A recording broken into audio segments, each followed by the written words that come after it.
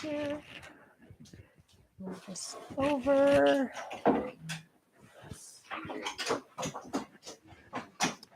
All right. So for Ava watching the video, we've gotten out our chapter 15 worksheets. My first question for all of you is there anything, when you checked it, was there anything that you missed and you don't know why you missed it? Okay, awesome. We are going to spend another week on this because I suspect, could be wrong, but I suspect that we might not have all of our words memorized perfectly. And that, which we need to do. And that we might not be totally good on our adjectives, okay? So what I'd like to do is let's start by just putting all of our noun endings. Actually, I gave you verbs to conjugate, didn't I? Did I give you a conjugation sheet? Oh, no, I'm giving you one this week. Okay. So I'm going to do that first if I did. Okay, let's do all our declensions. Okay, first declension. I,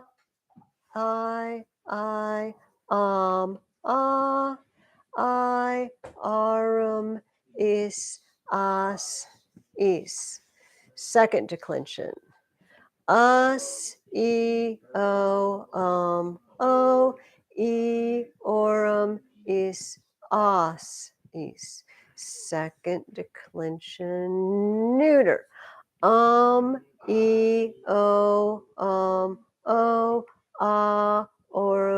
Is, is. Third declension, just regular third declension. X is, s, ebus, s, ebus. And third declension, I stem is, I'm just going to put can I just put a line? Do you understand what I mean when I put a line? It means they don't, well, actually for I stems, we could probably put is, e, m, a, s, eum, ebus, s, ebus. And then we have third declension neuter. Should we put that one down too, or can we just move on to the third declension neuter I stem? Well, okay, we should put them all. All right, let's put them down here. We have the third declension neuter. Bzz. Okay, this is the one where there's just tons of different endings and we don't know. Is, e, bzz, a, ebus, ebus. And then our lovely last one. Third declension neuter, I stem. Oh, z, is, e, bzz. It's got an I there. Ia, eum, ebus, ia, ebus. And if you remember, our third declension adjectives mimic a combination of this and this. Everybody, let's look at those again. On page, for me, it's pages 104 and 105.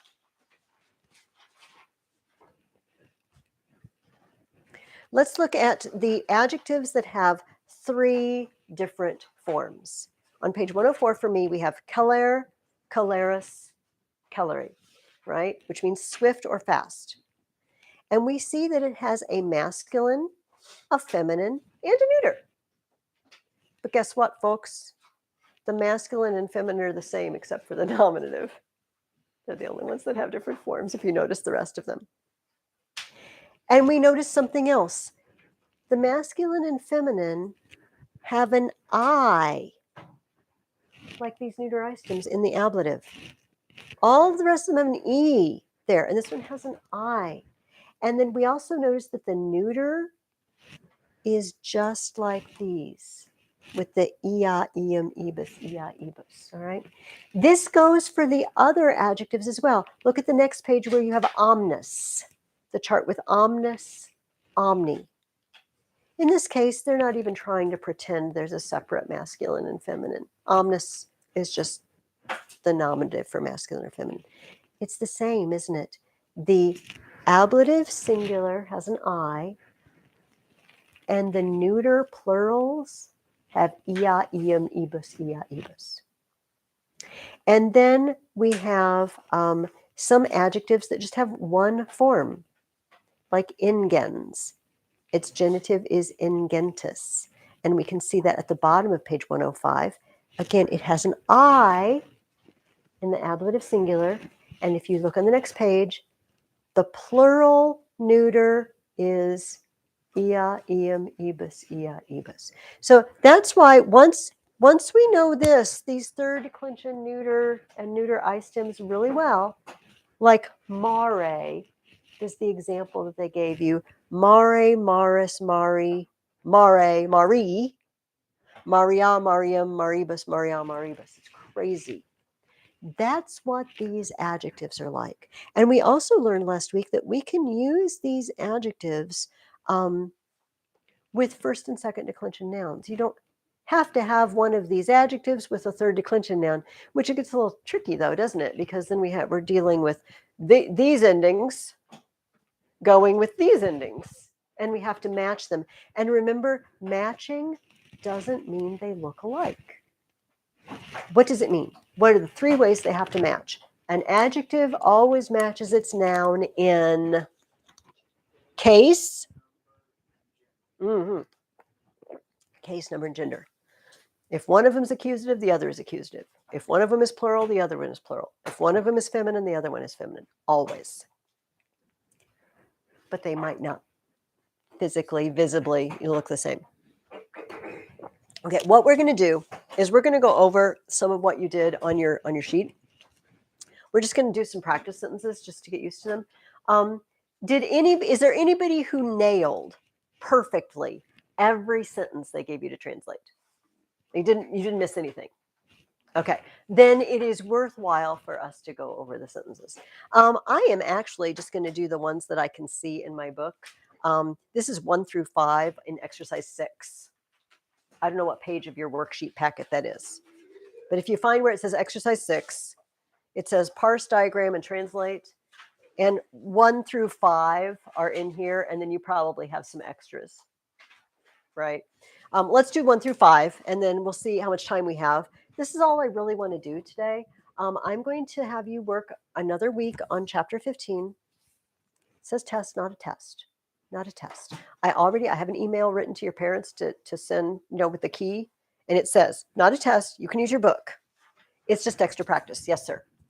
Are we on the page with parsing, labeling it? Yes. And does it say exercise 6? Or next to it? Oh, yeah. Okay, we're there. The first one is puella calaris. The sentence starts that way. Does everybody see that? Puella calaris. Okay. Actually, can I? No, I'm writing it on the board. Except my board is all not got a lot of space. Puella calaris ad ludum. Non ambulavit. Ooh, it's a long sentence. Said curcurit. I wonder when you learned that verb. Oh, you should know it. Okay. All right. I usually say find a verb. Why will your answer in this case be a little different than it normally is? There's 2 verbs. What are they? Yep. Walk, yes. Ambulavit. Curcurit. Curcurit. Okay. So let's start with the one we do know. You told me already what ambulo means. Ambulo means walk. What?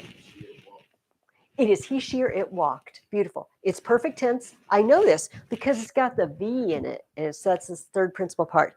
He, she, or it walked. What does the noun do?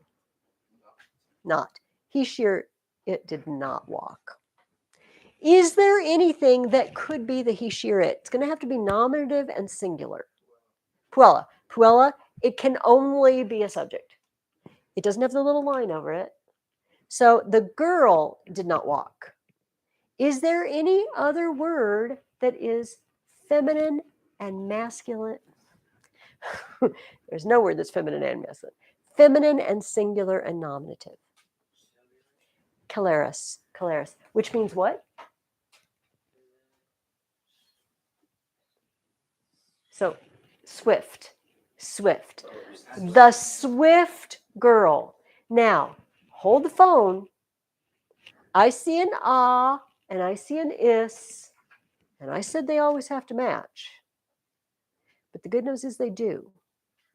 Because is, caleris, that's the nominative feminine singular form of swift. So the swift girl did not walk. Ad ludum. Do you remember what odd means? Two. To. To or toward. Beautiful. To or toward what? To school. Now, here's the question. It's the $1 million question. There's no $1 million. Sorry, there's not even a gold star. I got nothing. What case does odd take? It's on the board. All you have to do is look. Accusative, because they're ludum. That's why ludum is accusative, because it's with odd. To what? To the school. So far, the swift girl did not walk to school. What's said mean? It's one of these little prepositions. Keep going over vocabulary. But she did not run to school, but curcurite. She did not walk to school, not run to school. Yes, she did not walk to school, but she ran. Because this girl wants to learn Latin so bad. She just runs to school. You're not, see, you're all smirking. Yeah. Saying, yes, I want to be like the swift girl. See, this is what you're supposed to respond. All right, well done.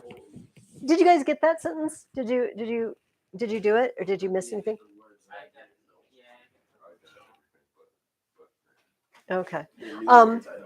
Is this helpful though? Going through them again? I mean, even if you've already done them once, I feel like going through the process has got to be helpful. Okay. Educatio Cornelii erat brevis. Oh, good. I like it when they give us a be verb. What is the verb? They are. Wait, he, she, it's. Erat is the verb. That is true. And you're on the right track, Hayden, in that it is was. And what's the subject? What's the T tell you? No. I mean, just only look at the word erat. Oh, he, she, it. It's a he, she, or it. He, she, or it. I always like to do that, Caden, because then it tells me what I'm looking for. I know if my subject is singular or plural. Sometimes I might know that I'm not looking for a subject at all because the subject is you, or the subject is we or I, and there's no point in looking. But in this case, there is a point, because a he, she, or it I might find. Now, is there a he, she, or it that could be the subject? Something nominative and singular. Now, well, it is a new word that you should have been just furiously working on this week. Laos got off the 4 case. Oh, okay. Well, and we will cut you some slack. That you have to work furiously this week. All right, Lynn. Okay. What? Any? Well, can it be Cornelii? I mean, Cornelii is, if it's a subject, it's plural.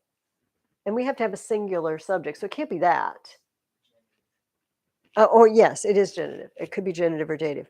Could it be Educatio. That is the nominative we see on our vocabulary list. Educatio, educationis. It's third declension. So the education You just told me Cornelia was genitive. So, okay. Well, tell me, how'd you translate Cornelia? Cornelia's with an apostrophe S, possessive. Cornelia's education was brief. Poor Cornelia. Her Latin is probably very bad because her education was so very brief. Aren't you lucky? Oh, she's a genius. She's like one of those people that graduates high school at 10 or something like that and goes to Harvard when they're 11. Sometimes. Do you know that everybody, this is going to make you, like once upon a time, by 14 or 15, that was normal. And to go to Harvard, like in the when it was first founded in the 1700s, and guess what? You had to demonstrate reading knowledge of Latin and Greek to get in. They just gave you Latin and Greek to read to get in. And when you're 14, we're kind of stupid compared to our ancestors. Okay. All right. What? See, it does happen. I mean, sometimes people are just geniuses. I am not a genius. I feel like none of us can. Is that offensive to any of you? None of us are geniuses. We are not geniuses in this room. So maybe Cornelia was. All right. Well, we have another sentence about Cornelia, so let's check it out. Cornelia erit uxor Juvenus. What's my verb? Erit. Tell me all about it.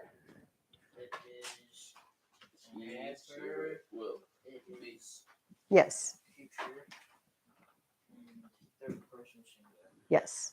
And Caden got the rest of it. He, she, or it will be. Who is the he, she, or it, do you think? Cornelia. Cornelia will be. What will Cornelia be? The young man's wife. Or the wife of the young man. Now, let's stop for a moment. We've had two sentences that were very similar. One had erat and one had erit as the verb. The be verb. Remember, whenever, this is true in English too, whenever we just use is, are, was, were, there's really no action. Usually I'm just describing something. The sun is in the sky. Luke is a Latin student. Nobody's doing anything, right? And so there's no direct object because the direct object is the thing that gets something done to it. But if nobody's doing anything, that's a problem. But we do have another sort of sentence in English, that be kind.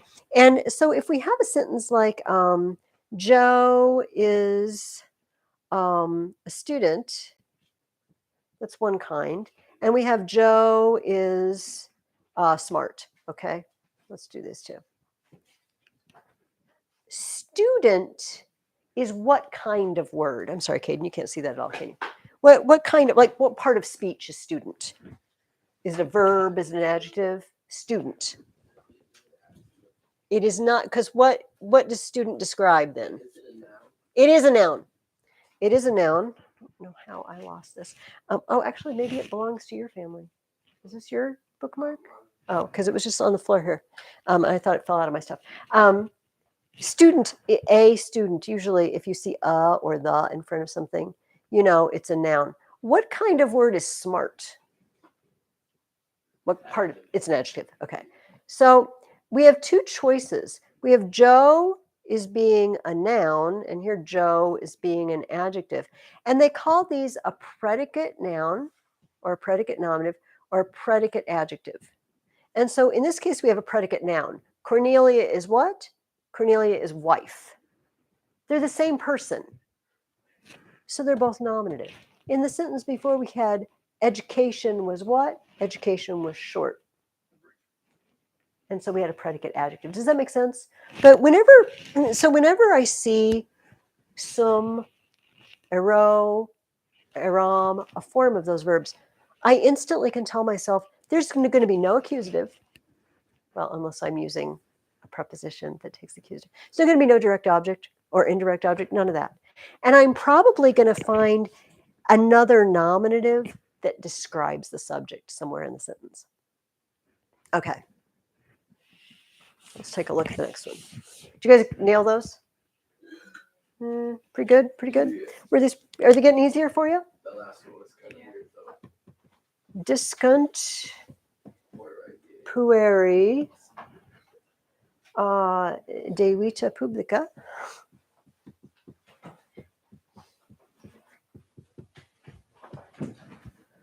Romanorum. Okay, what's the verb?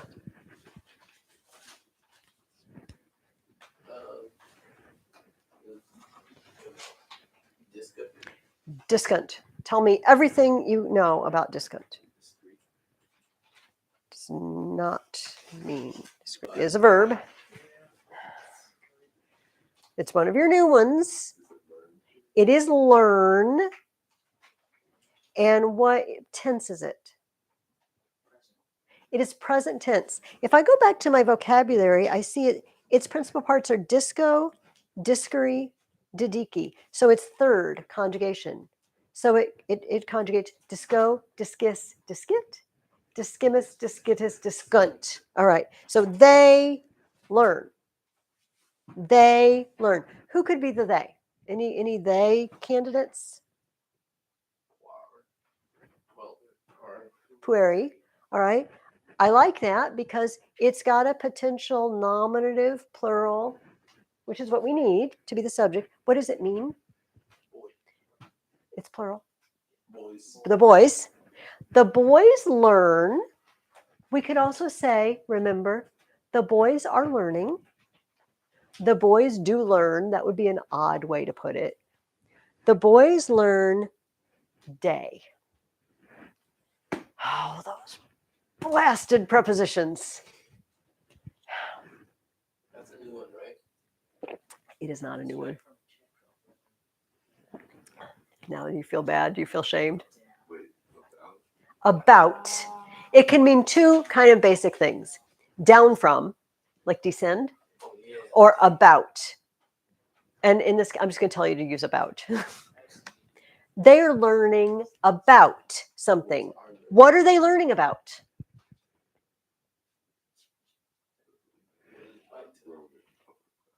Okay. About the public life, in other words, like the duties of a citizen. You said about Roman, but what's the number here? It is genitive, but how? Singular or plural? Of the plural. Of Romans. Okay, so John, you could do what you did, but it would have to look like this. About the Romans, okay, plural Romans with an apostrophe after the S, because it's plural. About the Romans' public life, or the public life. Yes, it is. You can remember this because vital, if they take away a vital organ, you will die, right? If they chop off your head, you will die. It's a vital organ. If they chop off your pinky toe, you will not die. It will be very painful, but you will not die. It is not vital. You could, I don't know, pinky toe. We're going to assume that you bandaged it up fast enough. That would be a slow bleeding to death, I feel like, from the pinky toe. Okay, we have one more. I was gonna do that before I erased it, but that's okay because this one did it. Habebuntne,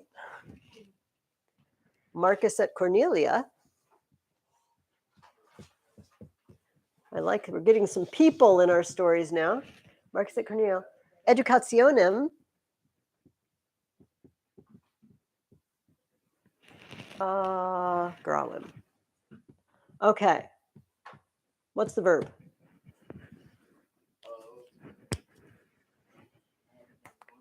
Habebuntne. What's the story with the nay? Tell me all about the nay.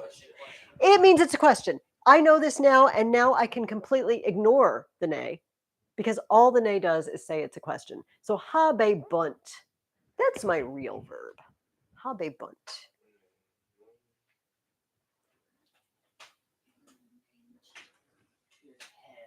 It means have. What's the bunt tell you? Yes. Yes. Trying to be encouraging. They will. They will have. Beautiful. They will have. Who could be the they? Marcus and Cornelia. This is something I don't know if we've encountered before. Each of these guys is plural or is singular, but together they're plural. Together they're they. Does that make sense? What did you say, Caden? Is it Graven? Because that's old man, right? Grab it means Siri. It's an adjective. That's synex. Oh. Yeah. Okay. So you always remember senile. When you're senile, you kind of lose it mentally because you're old. Senile comes from synex. Also, the Senate. The members of the Senate may or may not be senile, depending on your political feelings. But I just said old men. Okay. Doesn't it actually mean grave? Yes, it can mean grave, like serious. It can also literally mean heavy. Because they don't do this anymore. Back in the 60s, when I was very little, I want to make it clear, I was a very little girl at the time. People would say, "That's heavy, man. That's heavy," and it means. See, I'm saying it like a strung out hippie. It means it's really serious. It's very important news, and they said it's heavy. Well, they do this in Back to the Future. Do you remember? Doesn't Marty Okay, never mind. I'm sorry. I'm rambling now. Anyway, it can mean literally heavy, like a bowling ball, but it can also mean serious, that kind of heavy. Like we say sometimes they met in council to talk about weighty matters, and it doesn't mean things that are actually literally heavy. They weren't lifting weights. They were talking about serious things. Okay, that was enough of that. They will have. Marcus and Cornelia will have. What will they have? What's our direct object? Education. Education. I like it. It's got an accusative ending. Is there anything that might go with it? What kind of education? Weighty. A weighty, a serious education. Now, we have Marcus and Cornelia will have a serious education. Turn it into a question for me. Beautiful, beautiful, beautiful. Does it make sense? We got it? Okay. John, can I just look at your worksheet? Yeah. I'm not checking up on you. I just want to see what else is in there and what else we can do. Because I feel like you guys are pretty good. Okay, so John didn't get to it, which is fine. Did you guys do these sentences at all? You did? I tried. Oh, then can we do these? I feel like this makes us do everything we've learned, if you know what I mean. When we go through sentences, I have to ask you everything. So I'm just going to hold on to this. Okay, let's do the 3 that are in the shaded box. All right. And then let's see, it's 11 o'clock. Liberi ad ludum. We've already used the phrase ad ludum. Et legere. Is it something I need to know? Et scribere. Dedicerant. Ooh, this is a hard one. Okay. So find me a verb. I need to find where they taught you about et. Well, tell me about that. What verbs do you see?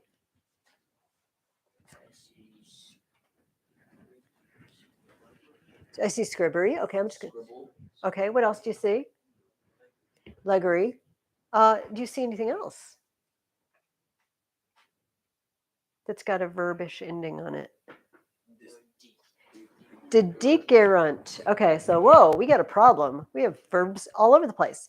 Now, let's stop for a minute. Tell me, what is different about this verb?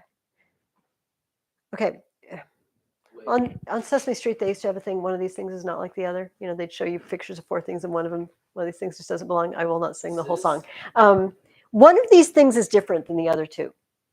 Which 2 are alike, and which one is different of those 3? Because what? It's not a third conjugation. Okay, you know what it is? It's a form of disco, discary, didiki, but look what Oh wait, those ones are using the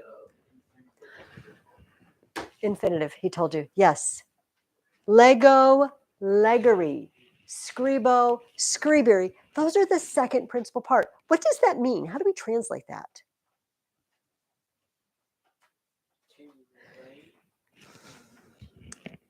To write. I'm sorry. To read and to write.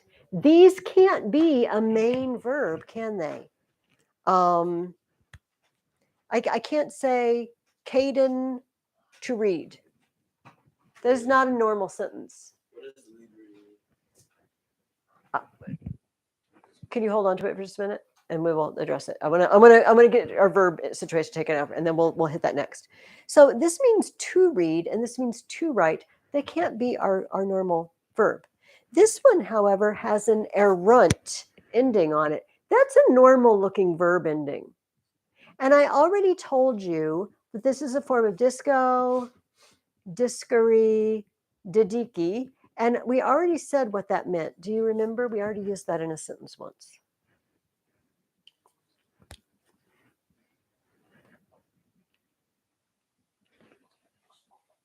I always want to say it doesn't mean dance. And then I'm like, oh, I'm so funny. And then you're like, what? Learn, learn, learn. So if this is a verb that means learn, and it's got the third principal part with erunt on the end, what does this word mean?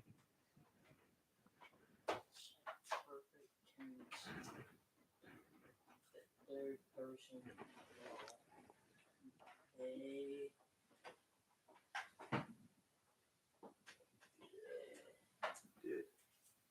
They will. They will, right?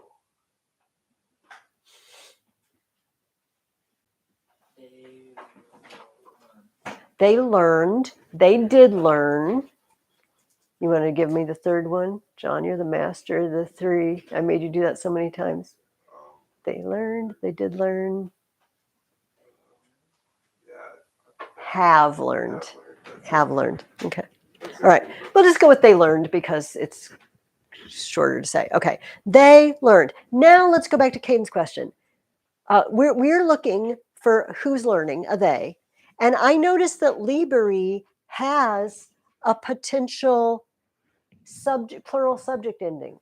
So what does Liberi mean? Children. Children. This is very confusing because liber is the adjective that means free. It also, liber means book. I don't know if you've learned all of these yet, but liberi is always plural. And you're going to be mad. Maybe not. I already told you guys this once. Because children are the free ones. Maybe you don't feel very free. Maybe you have schoolwork to do all day and then you have chores or whatever. And you're like, no, children are not the free ones. But from the adult perspective, children are the free ones. So that's why liberi means children. It's plural of free. So the children learned. The children learned to read and write. Does anybody remember what et means when you use it twice? Is it like when you put a comma down? No. What does it normally mean when it comes up just once? And. So we usually don't say, I learned and to read and to write. What do we usually use for the first and in English? I don't usually say, what? I learned to read and to write. Well, yeah, but if we wanted to have something before the first one, we want to say I brought cookies and punch to the party. I brought and cookies and punch, but we don't say it like both cookies and punch. We use both and. We use that a lot in English, you know. I did both my homework and my chores. Both and. Whenever et shows up twice like that, we can say both and. The children learned both to read and to write. Okay, ad ludum. This one's going to strike you as a little odd. School. School. Working. School. And probably since they're reading and writing, they're at school. Although there are reading and writing games. What do we do with the odd? We used that already once. It does take the accusative. I'm going to look. I want to see. Is it toward or to? It's to or toward, but it's kind of weird because in this case, the children to school learned to read and to write. That doesn't make any sense in English. Is the verb what they did to the school? Oh, no, because they learned to read and to write. But if you look at the odd, it says it means to, toward, against, at, near, or by, at school. Now, I told you something. Now, this is next level Latin prepositions, okay? You guys are old enough to handle it. I told you that usually when there's a preposition with the accusative, there's the idea of motion, right? To or towards something. And you might say at doesn't have any motion. But I want you to picture the bigger picture with these children. Do they live at school? Maybe it's boarding school. I don't know. We're going to assume they go to school every day. Do you see the idea at school? The idea is they go there every day to read and to write. Does that make sense? And so in our eyes, it's like, well, they're sitting at school. But from the perspective of the person who wrote this sentence, the children go there every day and then they come back. This is why when we learn other languages that can do things that we can't do in English, it makes our brains grow a little bit. And I don't mean makes you smarter. It expands the ideas of what's possible. The idea that they have a way of using a phrase to indicate that somebody goes and comes and goes on a regular basis. They go toward the school and they learn it and then they come back. And we would say to, but if we said at, it makes it sound like they're just there. They have an at that means I'm just sitting there. And they have an at that means you go back and forth. We don't. Anyway, thank you for listening to my speech. All right. That was a tough one. That was a tougher one. Good remembering on the infinitives. Okay. Let's check out the next one. I think we're going to do these last two sentences and then I'm going to wrap it up. We started a little early.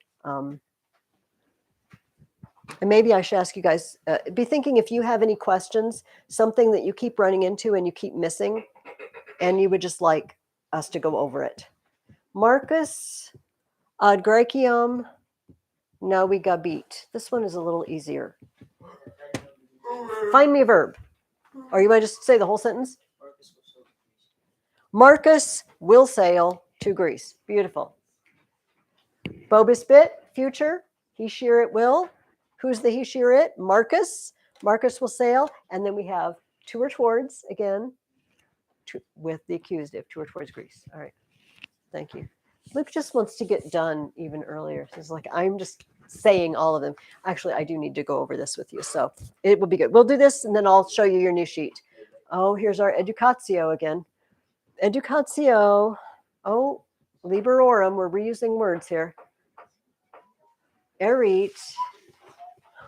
Bona et apta. All right. Find me verb. Say it. The education of the children will be good and proper. The education of the children will be good and proper. Boom. Okay. He, she, or it will be. What will be? Education will be. Education will be what? Well, first of all, I need to know what gender education is. I already know, but I'm going to look. And if I'm you, I look and I say, oh, it's feminine. So my adjectives have to be feminine. If education is feminine, bona et apta, I have to use feminine, good and proper. And we're only left with one word, our plural of the children. Beautiful. Beautiful. Does anybody have any questions? Something that's just lurking in these lessons, you just keep missing it, you're not quite sure what you're doing wrong? Or okay. That's the most important thing to me. If you miss it and you know why you missed it, you're going to miss things occasionally. It's okay. If you don't have any idea why you missed it, this is a red flag. All right. This, as I told you, this is the test, but it's not a test. This is an extra worksheet. Slam those vocabulary words this week. Learn them. I want you at least twice this week to write out all your noun endings. So don't forget, you worked really hard. You guys nailed them. You did them for me. That's awesome. Don't forget them. All right, don't let them slide away. Especially making sure you understand all the weirdnesses with third declension and these new adjectives, okay? So as you see, we have the writing out the principal parts and the meaning. This helps you when you have to physically write them out. And then you can use this as a memory sheet too, after you fill it out. We have the three different kinds of adjectives, 3 endings, 2 endings, 1 ending. We have, just like you had in your worksheet, I believe, they give you a noun and they want you to pick an adjective form that will match it. In other words, it has to match it in number, case, and gender. We have some sentences, and then I have given you some verbs to do. I will tell you, please open to that sheet, and I'm going to give you 6 verbs. Please write down everything I'm about to write on the board and do it. You don't have to do them all in one day, but write these down. Okay. I would like you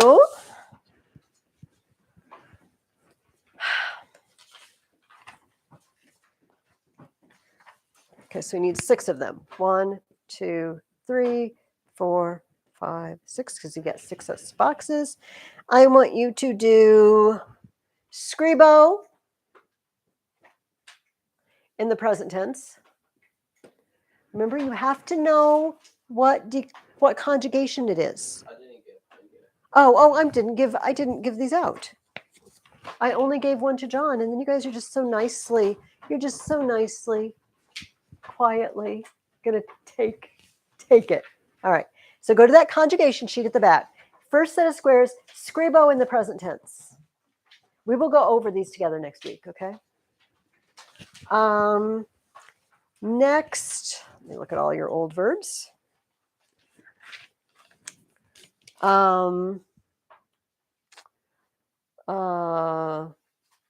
Serwo in the future tense.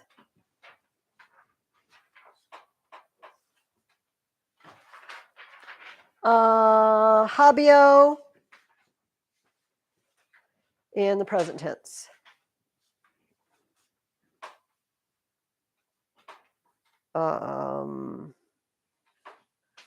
Monio in the imperfect tense.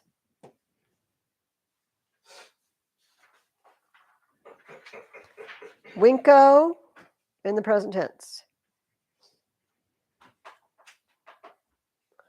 And rogo in the present tense.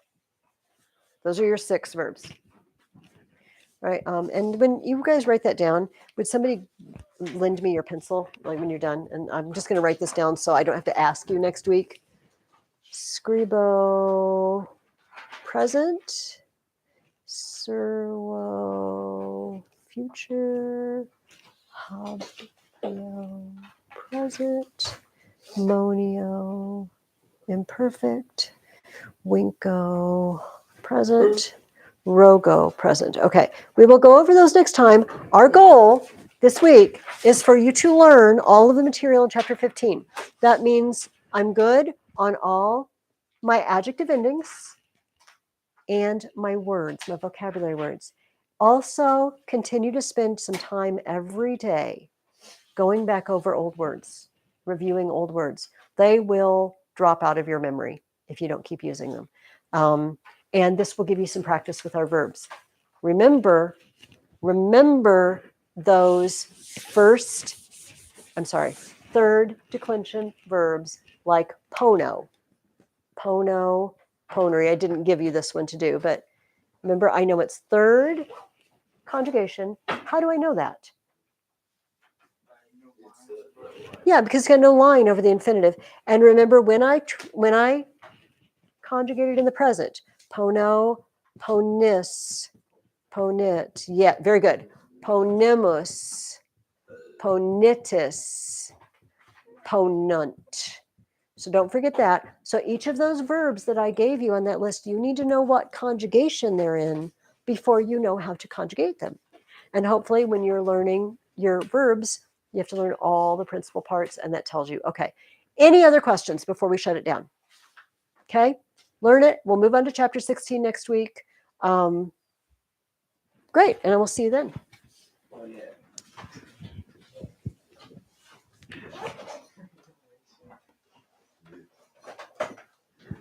All right.